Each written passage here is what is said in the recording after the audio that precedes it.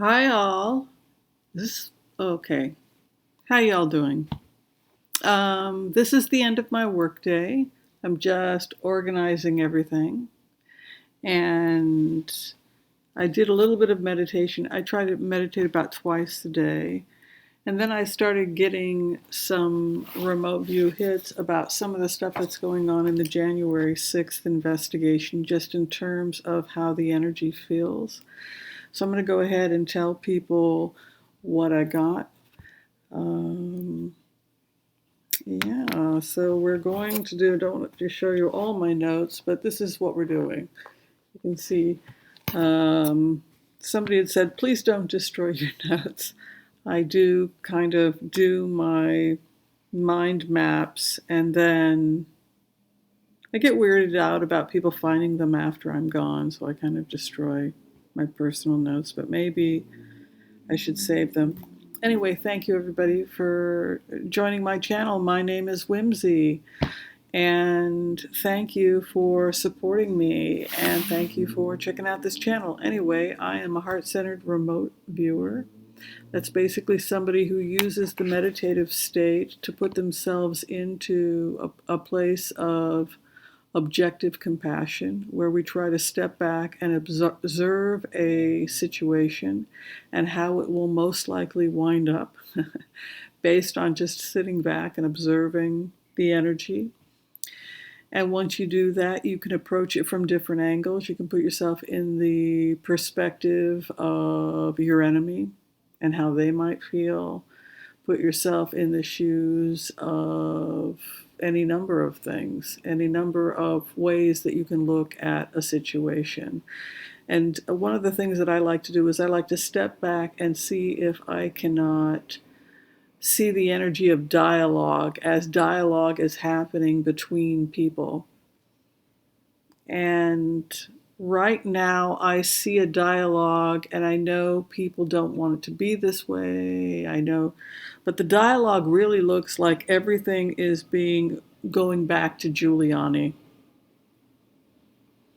Everything is going back to Rudy Giuliani. And I feel that if I feel as the remote viewer, when I put myself in the shoes of Ivanka Trump, his children, I see a steady decline in my father's mental and cognitive skills that have me concerned, and I'm concerned that Giuliani and other people are taking advantage of my father's mental and cognitive skills. I also have said in previous remotes that I believe that Ivanka's mother, Ivana, is not happy about her children working for Donald, and actually had a feeling it was probably going to end badly. And it's like Ivana is sitting there thinking, oh, I knew no good could come from this, and it didn't. So the children have kind of pulled back, and there's this evaluation of their situation. And I think also I feel like their mother is giving feedback here. But what I get very clearly from Ivanka is that her father is becoming old. At first, he became quirky in his old age. He was always a little weird, but there comes a point when people have to admit that they're seeing real cognitive decline. At what point do they start? Did they see it in his 60s? Did they see it in his 70s? I get that it's a very slow, subtle thing, but that's what we're seeing here. And I think what we're also seeing is that Ivanka is probably going to say that after her father, it was definitely apparent after her father got COVID. So it seems to be the way of protecting him should it get to a point where people want to see him in jail. It's never going to happen, probably, because they've already set up a plan B, which is cognitive decline, and plenty of evidence to support it. But if you look at it from an energetic perspective,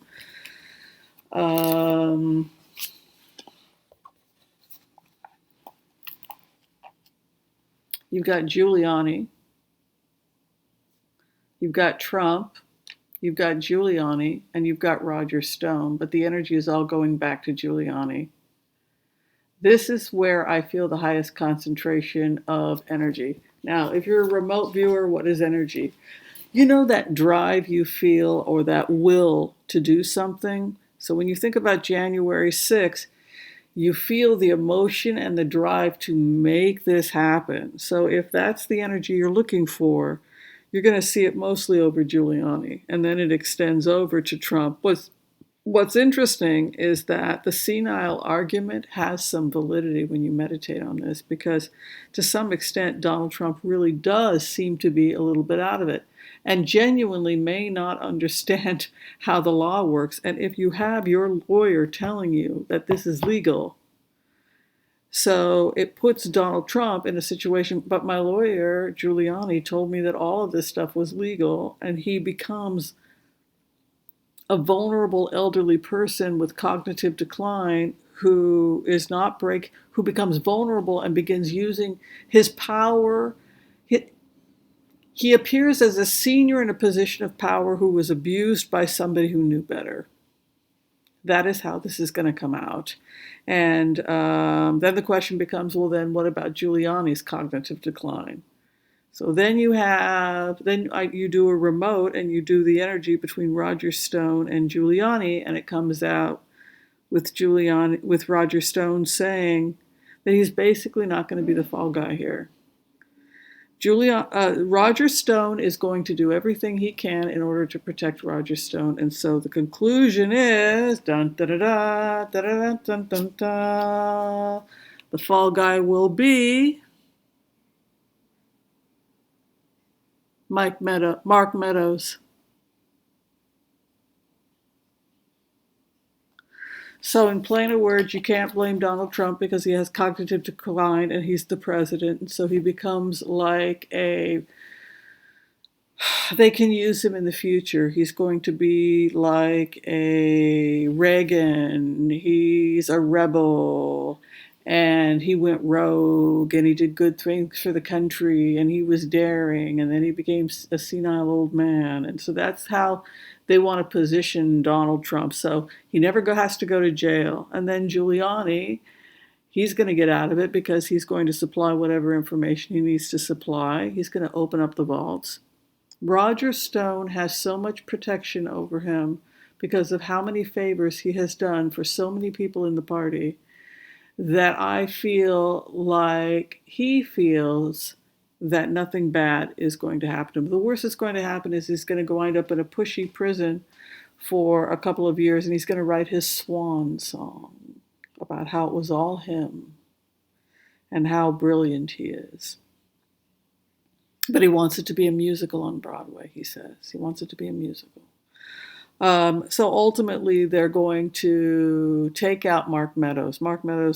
And the realization here, the horror here is that Mark Meadows knows that he's the fall guy. Mark Meadows knows that he's the fall guy. So if I were Mark Meadows, I would do everything in his power to stop being loyal to them and start getting himself protected. Seek help. Last thing is I did a quick remote on Putin, and basically the feeling here from Putin is that because he doesn't feel like he's going to live very long, that was why he took risk with Ukraine. He wanted to do something daring. I don't see him in office for more than 3-4 months at this point, which is interesting.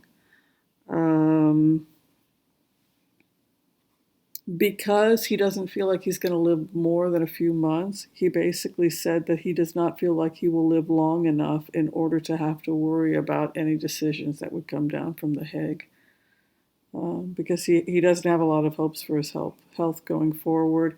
He has hopes that there will be a future leader of Putin based on someone he's grooming now, who he says in the remote tonight, this man who I am bringing up to be the leader of Russia is like a son to me.